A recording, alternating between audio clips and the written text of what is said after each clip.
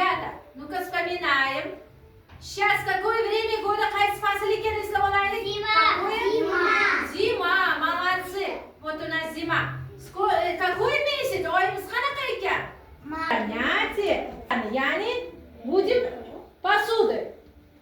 Будем с вами, как называется посуды. Посуду, ребята, qayerda ishlatamiz posudalarni oldin aytinglar.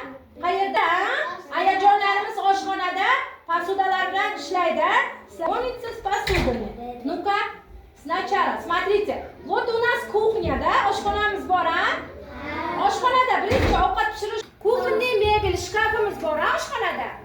Demak, shkafda qaranglar, kerakli tarelka, gaz plitani oldiga faqat kim ovqat pishirishi mumkin? Кто придет? Мама, да?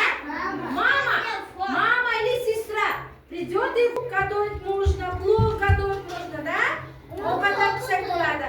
Ana endi qaranglar, ovqatimiz pishgandan keyin, если готово, супер, bu горячий. Потом nimani pishiramiz? Bu nima ekan?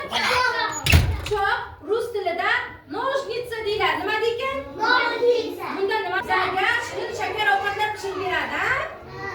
Ana endi qarang. Это что? Bu kichkina ложкacha, kichkina qoshiqcha. Bu ложкachada nima ishlatamiz? Masalan, sizlarga nima qiladi? Mami готовит вам чай. Mana bu choy. Bu kattasi. Bunda choy ichish mumkinmi? Yo'q, bunda faqat qaynatamiz. Kipitik budimda qaynatamiz. Mana endi choyligimiz qaynagandan keyin qo'ydik. Vadida поставили воду. Кипяченый воды. Qaynagan suvni qo'ydik. Ana endi это что? Бокал. И наливаем бокал чай. Потом что будем чай пить? Nima qilar ekanmiz? Пить чай. Qaytaringlar qani? Будем пить чай. Вот. Пиалушка degan. Это бокал. Пить это что? Стакан. Stakanda nima qilamiz? Suv ichamiz, ha?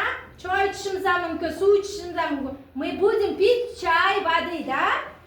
Ana endi qaranglar. Mana buni xamir qiladi, ha? Bunda xamir qiladi yoki idish-tovoqlarni nima qiladi? Idish-tovoqlarni мыть посуды. Idish-tovoqlarni ham yuvish mumkin. Смотрите, вот это большой, это какой